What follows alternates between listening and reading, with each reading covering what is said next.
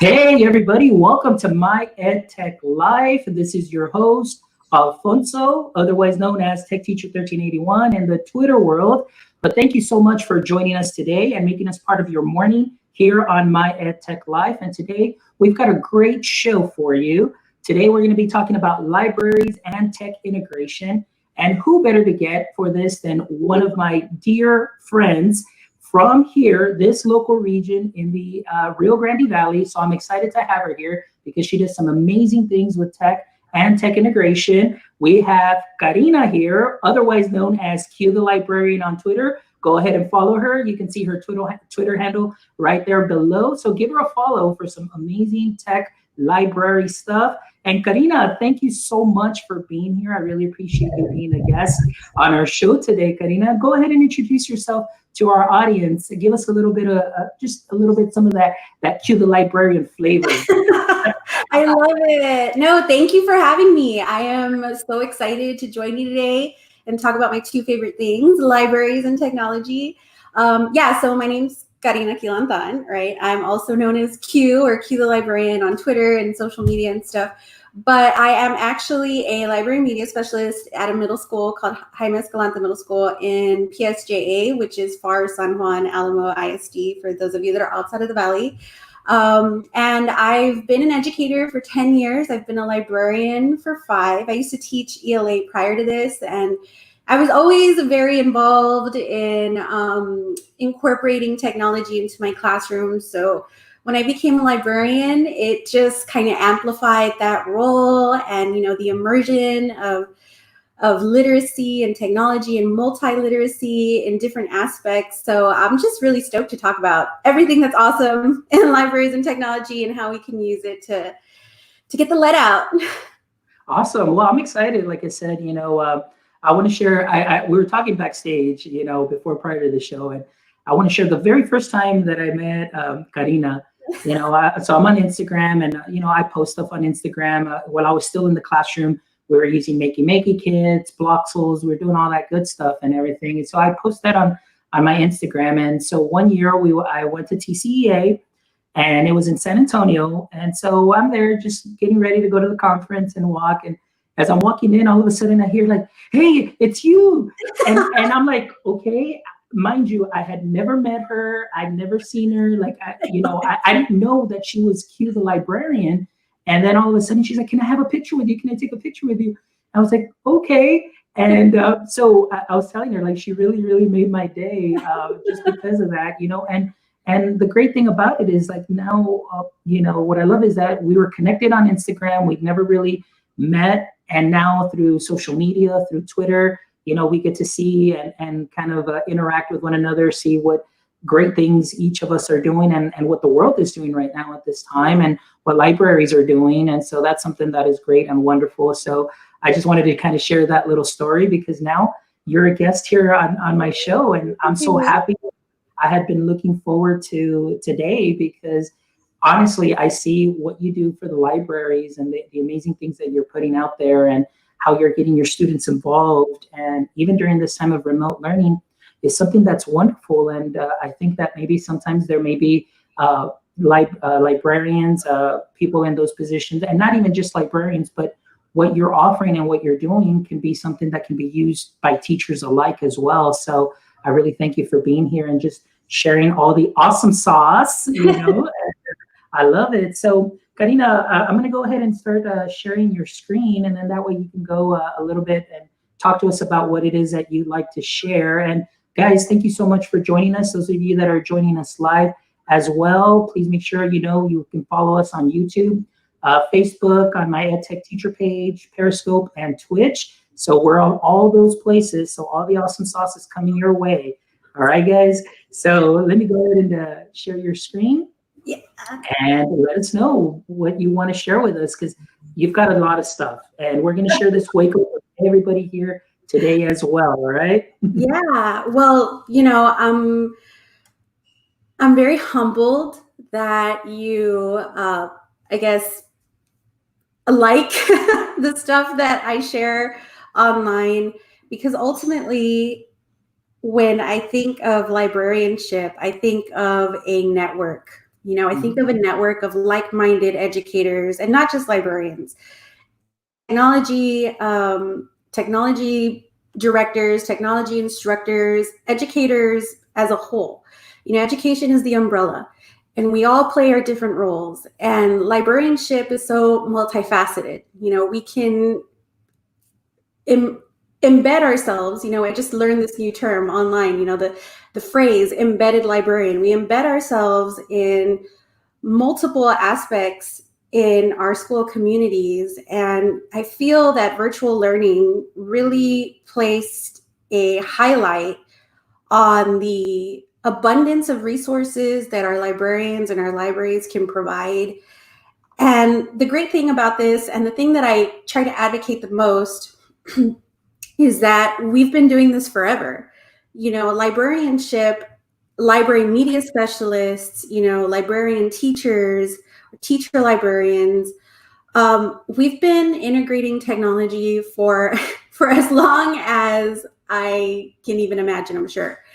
Because I'm just gonna kind of go back and say, I don't know if you've seen that meme circulate online where it says librarians were the original Google search, or the Google engine. Yeah. Google search engine. Yeah. We were the original search engine. And I love that, because that's true. I want to, library technology, just in the form of cataloging, has evolved so much, and librarians were literally computers cataloging all this information to make research and information accessible to their patrons. And now that everything's pretty much gone digital, we still see that form of, promotion for our digital platforms through the use of online catalogs. So when I think of libraries and technology, I just want to say, we've already been doing it, and one of the things that I've seen a lot of librarians take charge of in the past couple of weeks, I guess because we're preparing for the beginning of the school year, is taking charge of our digital catalog.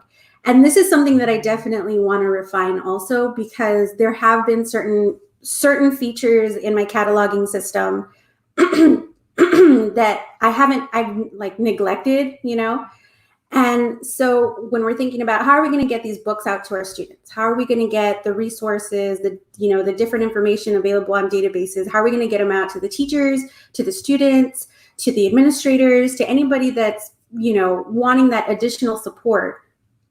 And, as you know, I don't know what you use in your district, but at our district, we use something called Destiny. And there's a really cool video tutorial by Shannon Miller, and she basically gives you a step-by-step for how to create digital collections in your cataloging system. So you can, if you're studying about sharks, she created a collection to include links, videos, the books that are available in the library. So it's almost like the equivalent of Wakelet. That's what it sounds like. That's what I was saying. I was like, wait a minute. So it's got this and this and wait a minute. Isn't that Wakelet? Yeah. And it's all included in that platform that we already have available. And, one of the things that I definitely like to promote, and something that I like to, definitely advocate for, is to make sure that you are promoting and advocating for the resources that are available. So I know that we have a bunch of companies, and amazing companies, that were providing that free online access to their platform during the pandemic. However, going into this new school year, there's, the same companies are asking hey, are you willing to purchase this for the following school year? Unfortunately, that's not an aspect that I'm 100% completely in control of, because that'll fall under my administrator's role. And I'm willing to respect that. And I'm willing to do the research to promote the platforms that I 100% believe in. However, as a librarian, I have to be sure to capitalize on the resources that I have readily available. And one of the things that I definitely want to do is make sure that I teach my kids how to reserve holds and books within the cataloging system, first and foremost. And I know it sounds like something really basic, but ultimately, really, the cataloging system in itself is just one of the greatest resources that you can absolutely have. You can link it to different sites. You can include video. You can include book trailers. You have access to all your electronic books, your print books. So if you're a librarian here today, make sure that you take charge of your digital catalog, because I guarantee you that's something that's really going to amplify your online platform and, you know, what you do to promote the resources that you have available at your campus. So on this wakelet that I am sharing today, I did include a really neat tutorial by Shannon Miller that I've referenced for like the past couple of years because I was really into kind of changing my catalog, and she did a really great job with this. I'm like super excited about it.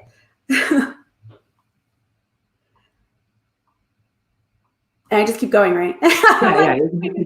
But anyway, I'm sorry about that. I just wanted to interject here a little bit. I really like what you said, like in the intro too, as well, like, you know, how you're able to embed yourself. And I think oftentimes really, I don't know, even like in, you know, now online digital resources and online teaching, I mean, the librarian role is so important because I think even though you may have a set curriculum, but additional resources that can add an additional layer to the lessons can be something that is very important. And I think that because everything may be given, you know, just like, okay, here's what we need to do, or here's what needs to be covered, that oftentimes we just focus on that, which is great because we need to cover it. But what do we want to add that additional layer? And we need to find those resources.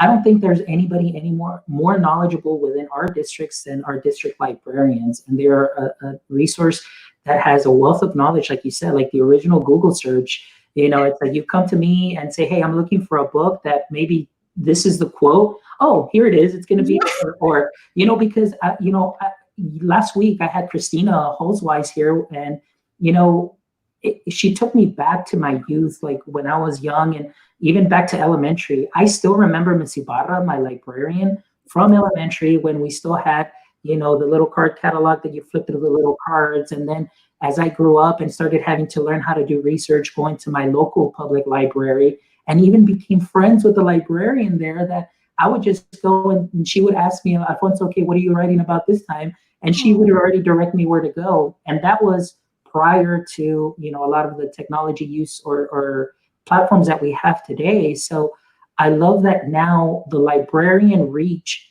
is not just within the four walls of the library, and the Librarian Reach now is not just within the four walls of that school, but the Librarian Reach now is, you know, everywhere. I mean, globally, you know, nationally, globally. And today I know that we've got several of your colleagues and librarians that are here today because they're valuable. You guys are a valuable piece of education, and I love that. And so for you to make that comment and say, you know, we can embed ourselves, I was like, I fully believe that with 100%. I can definitely back that up. And so thank you for sharing that, because you know, I props to everything that librarians do, for sure.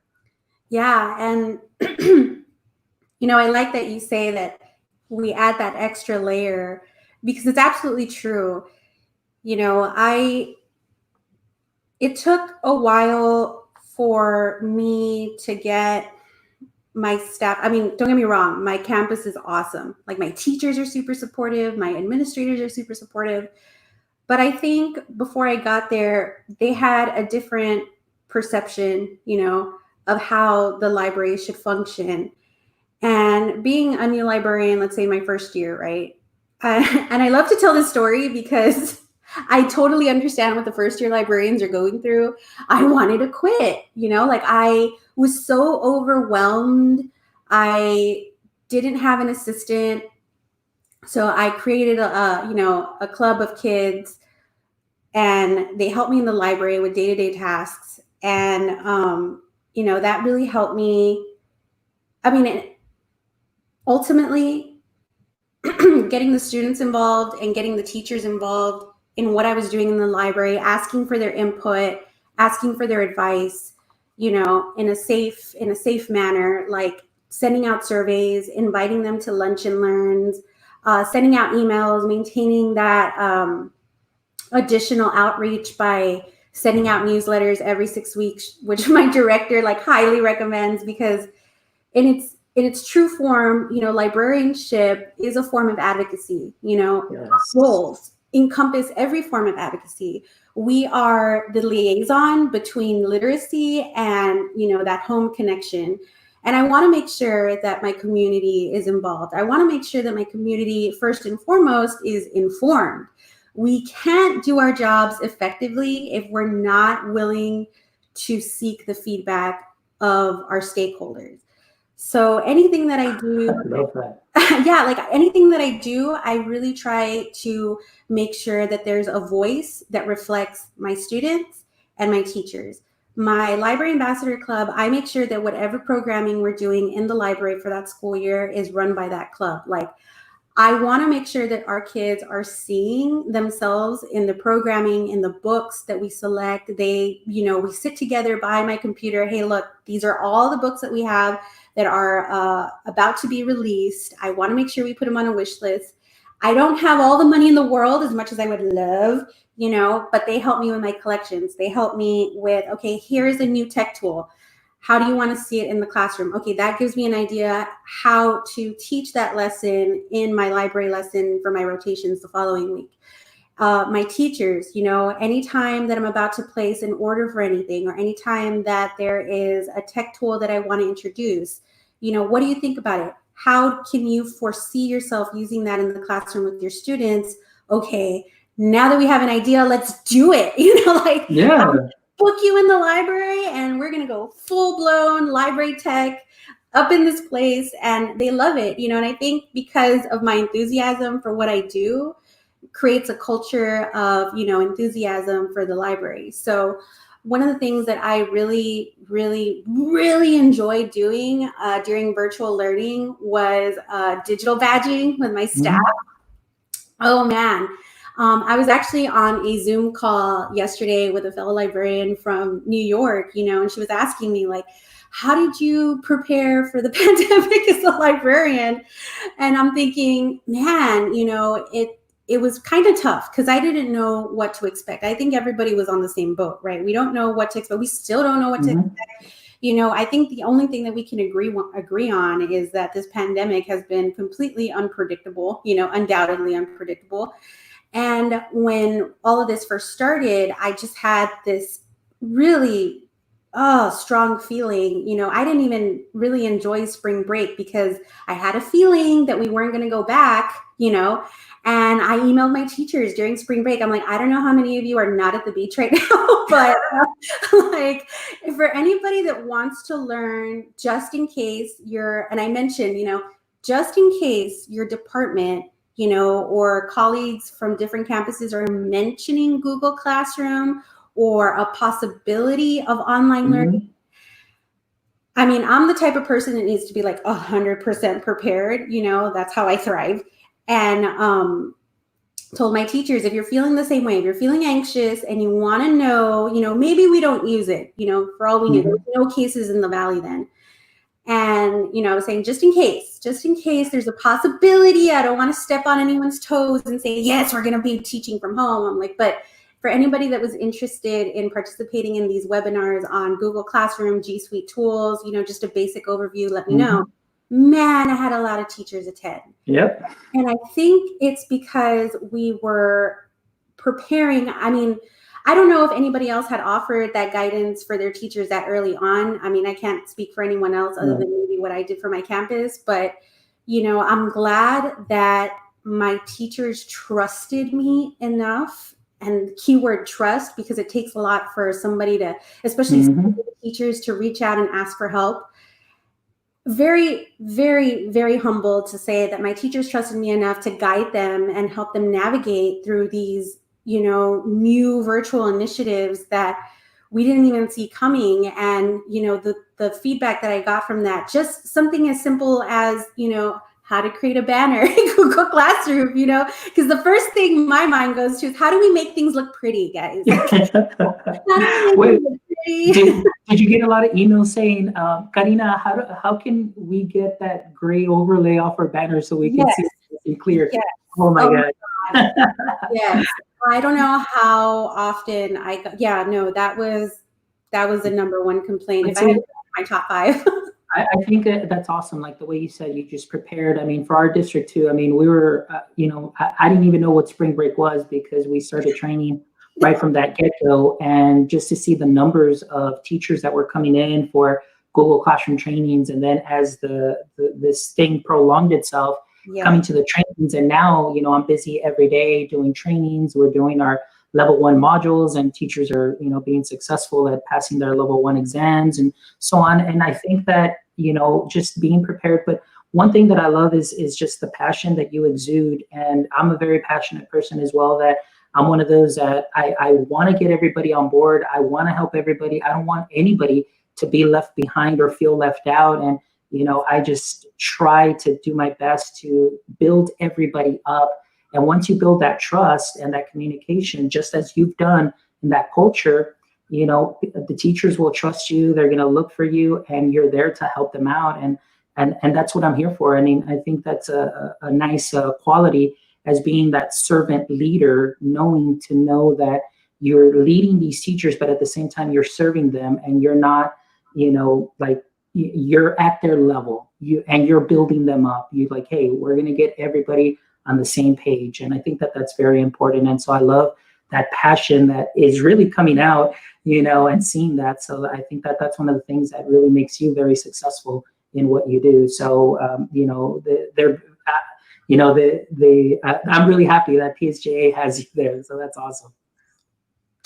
Thank you. No, I mean, and you're absolutely right. I mean, we were all pretty much, in the dark as far as, what we were going to anticipate or what was going to happen. And I wanted to make sure that I was doing something fun for my teachers, and it kind of started off as an inside joke, oh yeah, because I'm all about digital badging. I love micro credentials. I love learning about different platforms. I love knowing what's out there, because like I said earlier, I don't want to be in a position where somebody asks me about a new tool and I don't know about it. I want to know right then and there. Otherwise, for all I know, my teachers will get information elsewhere, and maybe and there's nothing wrong with going out and seeking tutorials on your own, right? But at least from my experience, what I can attest to is that my teachers prefer that one-on-one coaching, setting up those virtual office hours so that they can connect with me.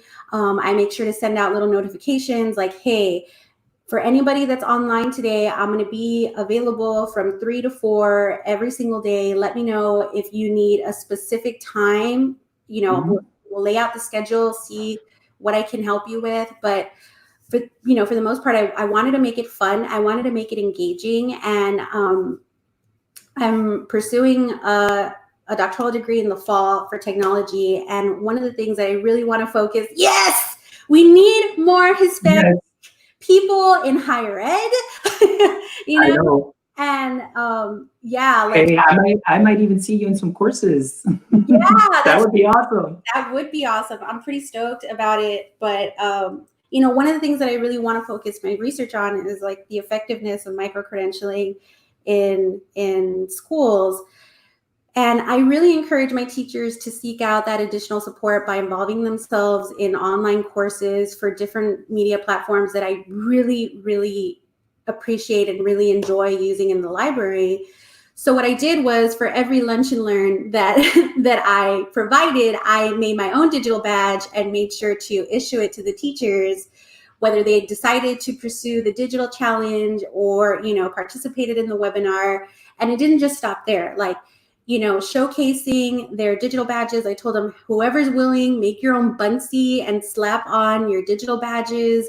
I made this Wakelet collection for anybody that's interested within the Wakelet.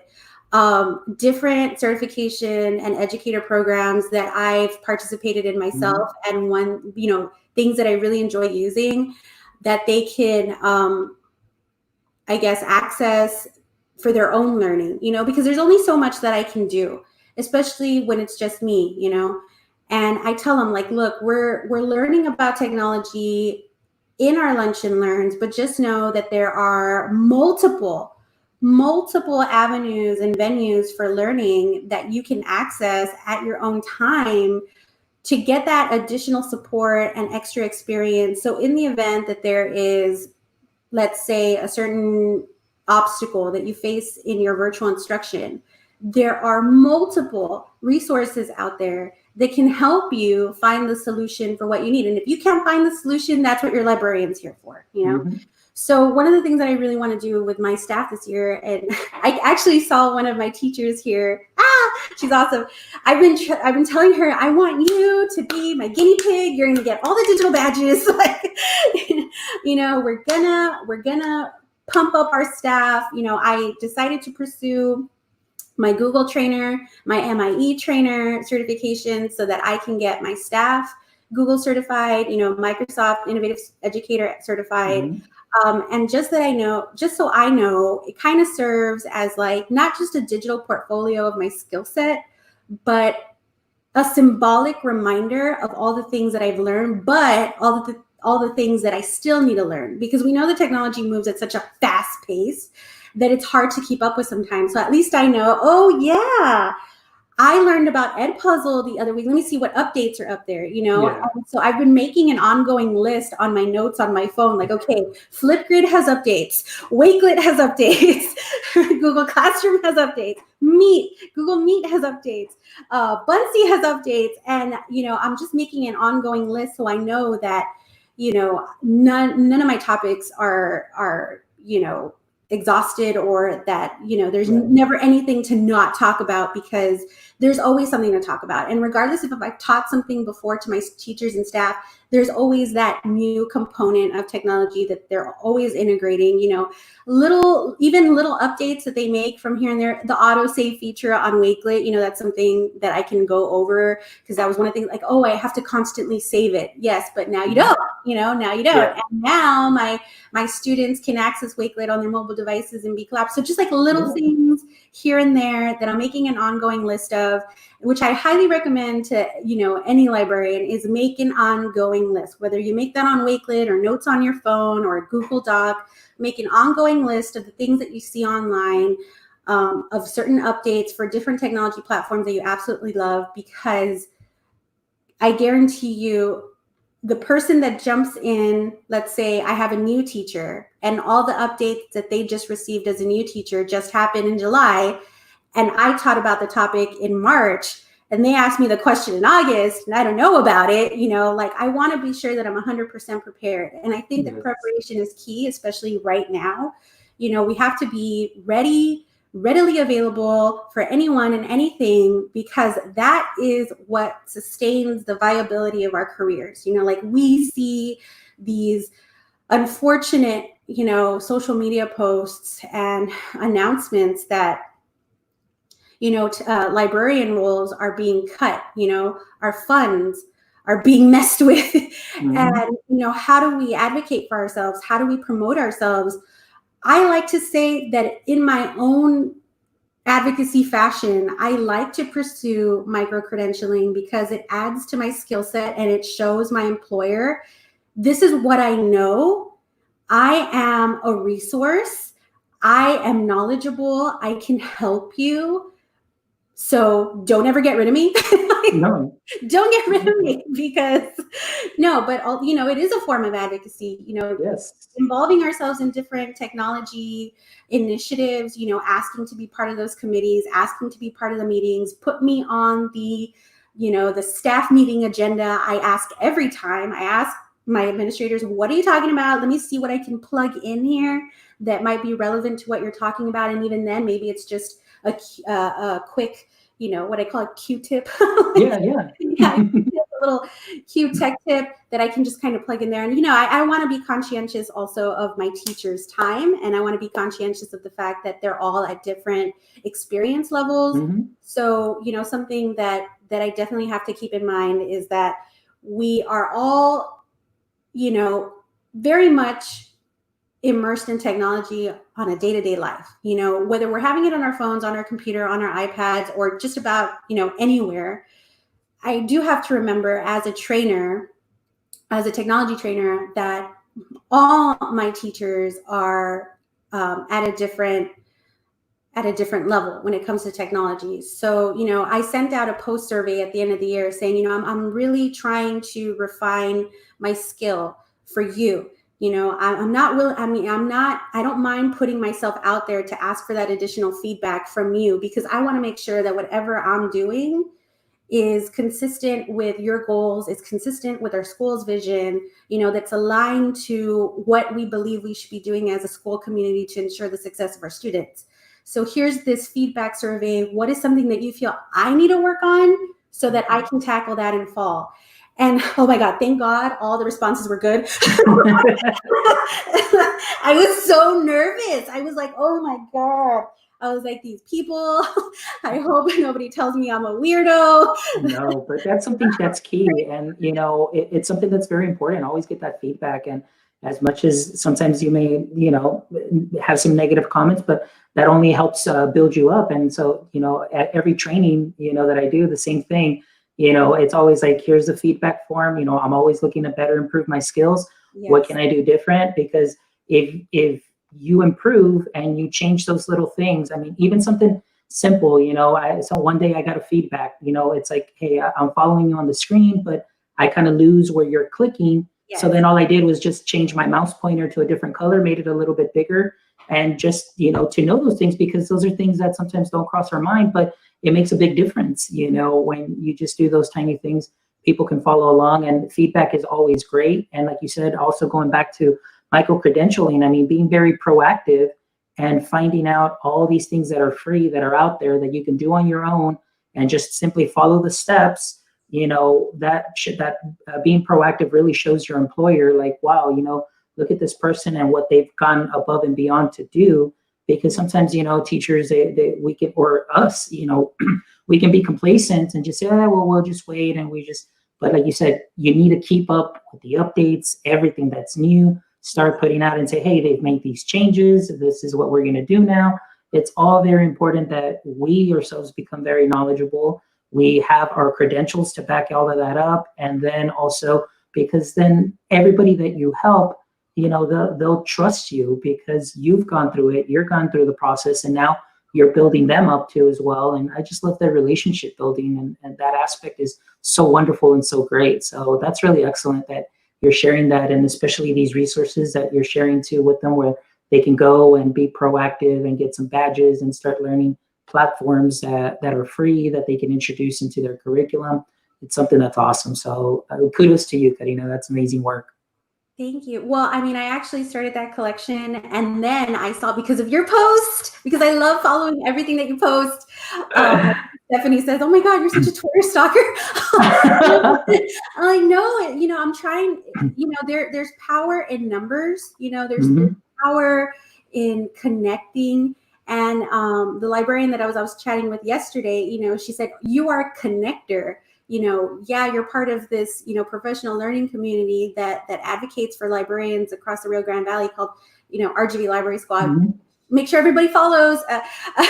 I created this community for, this professional learning network community called RGV Library Squad with my fellow librarians from Harlingen, Vilia Garcia, Ali Cornejo, and Stephanie Galvan, who's originally from the Valley but moved to Austin. And, we just saw that glaring absence of, something that we wanted to see in the Valley was making sure that we had a network available to local librarians where we could connect, where we could share, collaborate, and basically just build each other up, empower each other to share ideas, to encourage ourselves and each other to go beyond our comfort zones, because it's very easy to get stuck in a rut. And it's very easy to just maintain, the day-to-day actions of the library, check in, check out, computer help here, computer there. But for the most part, I like having that accessibility to educators with different mindsets and different experiences that can help me grow as a librarian, yes, but as an educator and, as somebody that can, really interact with a community of people that can bring our educational institution to a completely different level. And I think that's where things are going now. I think people see the what's the word I'm looking for? Like the benefit, and I wanted to use a different word, but people see the benefit of how important it is to make sure that we are aligning our curriculum with technology components. And I think that's something that's often been overlooked, and when I was making the Wakelet collection to try to, make a list of different micro-credentialing that my staff can participate in, I saw that somebody already did it, and I forgot her name, and I should have mentioned it on there. She's the one that did the badge ed tech page. Oh, Rachel. Yeah, she was on our show about 4 weeks ago. Rachel Code Hub, or Code Hub. Rachel Code Hub. I did put the site on there if you are interested. It's sites, google.com. Anyway, I'll put the link in here. And you can find in all badges, credentials, and everything. She is a Google innovator. And so this is her project as a Google innovator. She had the same mentality like you're thinking of saying, I want to produce a central hub where teachers can go and find their badges, find everything that's out there that is free, that they can do on their own, self-paced, and that they can go ahead and obtain a badge, put it in a portfolio. And of course, you've got those credentials to help you be more marketable, and grow. And like you said, have that reminder of what you know and what you can do for people. So that's awesome. So I just popped in her site right now. Yay. Awesome. Yes. That was just inspirational. And I'm like so happy to know that she's a Google innovator, because that was taking a lot of work. It is a lot of work. I was just thinking, oh my God, where is everything? I need to make a hub. And then I saw this awesome educator do the same thing. I'm like, oh my God, okay, see, that's the power of social networking. That is the power of creating your professional learning network. Whereas you like to say, your professional learning, your family. And I love that. I love that because we all share the same love for teaching. We all share the same love for learning. And, I think the most important thing about being an educator is making sure that you stay in tune with your inner learner. I want to make sure that I am just as good as the things that I put out there. If I am going to promote something, I want to be 100% in the know and experience with what I'm promoting out there. And, I know it's not something that people like to talk about necessarily, because, when we think of standards and learning frameworks, our mentality automatically goes to standardized testing. Yes. Like, oh no, another standard I have to teach. But it's a really great way to align what you want to do and how you want to do things. So when I think of technology in the library, I have to sit back and think, okay, these things are fun, and yes, the activity with Makey Makeys or Dot and Dash or with Scratch, Bloxels or, Osobots or Osmos, like, yes, all of those things are awesome. All of those things are fun. Yes, I'm creating a really fun activity, but what are the kids getting out of it? What are my teachers going to get out of it? So I make sure that I'm referencing the learning frameworks that I like to use throughout the school year. The Texas School Library Standards, they made a really cool infographic that's just like straight to the point, talking about information literacy, inquiry, reading, digital learning, safe and nurturing environments, and leadership. So it's like, how do we integrate all those learning standards in a virtual space? So, I was going through the other day and thinking, okay, how am I going to apply all these standards? There's ISTE standards, not just, okay, so I'm an educator, right? I'm a librarian though. So not only am I thinking of the TEKS, I'm thinking of the TEKS, the library standards, the technology standards laid out by ISTE, and a future ready librarian standard. So like my lesson plan looks like nothing but standards, but I want to make sure that whenever I'm incorporating some form of technology, whether it's my favorite Buncee or Wakelet or Canva or, Mac and Via or whatever databases I'm promoting, is going along with the standards that I want to align with. Because I know that the first question that my administrators are going to ask is, how is this impacting student learning? How can we track the data and do, how is their learning growth being tracked?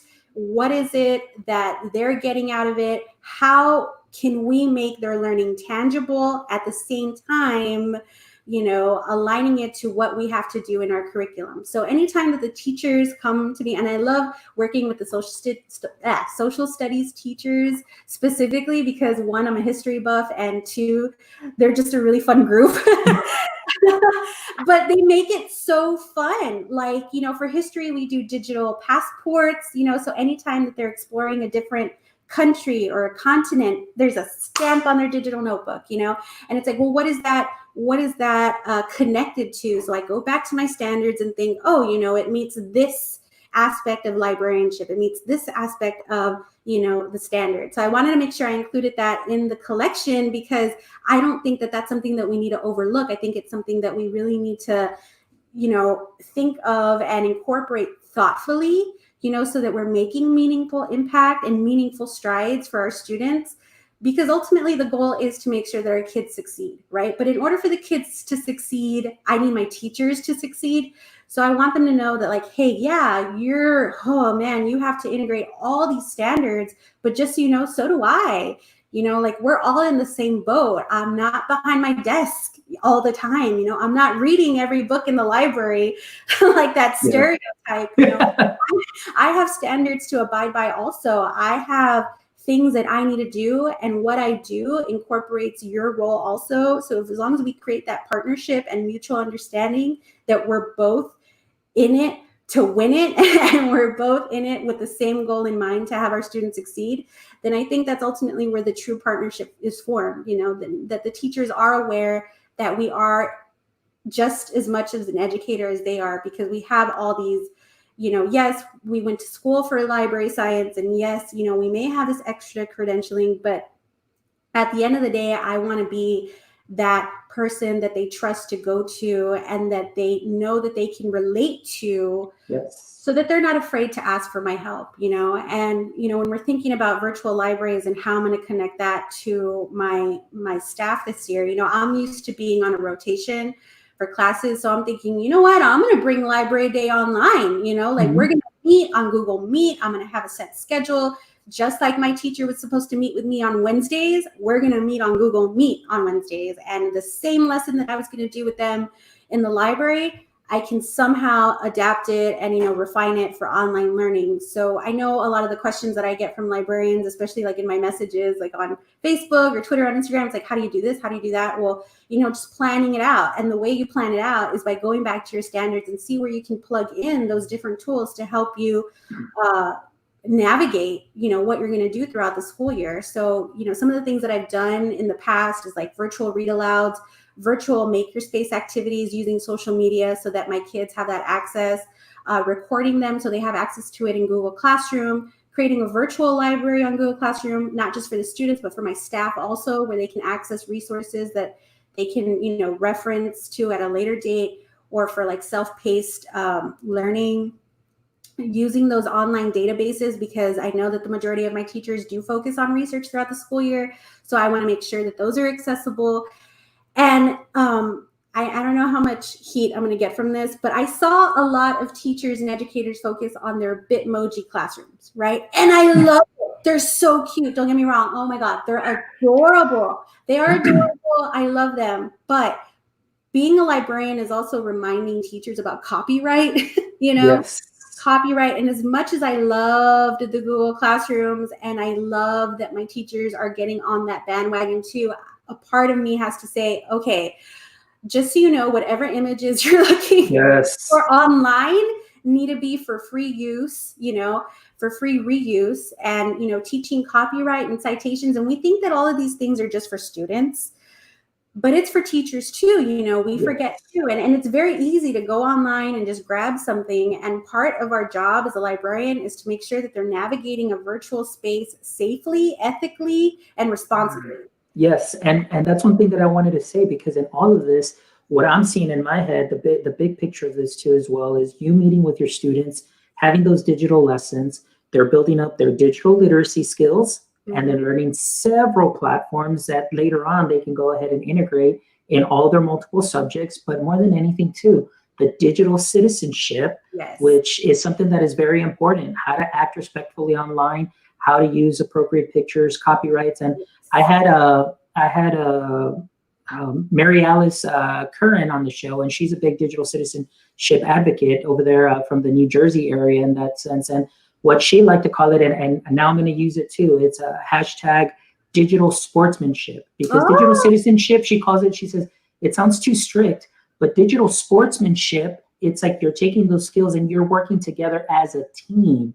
You're helping each other out and you're watching out for each other instead of, no, you can't do that, or no, you can't do that. Let's not talk about the no's, what you can't do, what you can't do's, but let's talk more about what the you can do's, and build each other up with that digital sportsmanship. So in my mind, when you were saying that, I was like, this is a great way to introduce those digital citizenship or sportsmanship skills and the digital literacy, which is so important. So kudos for that, because that's amazing right there, those opportunities.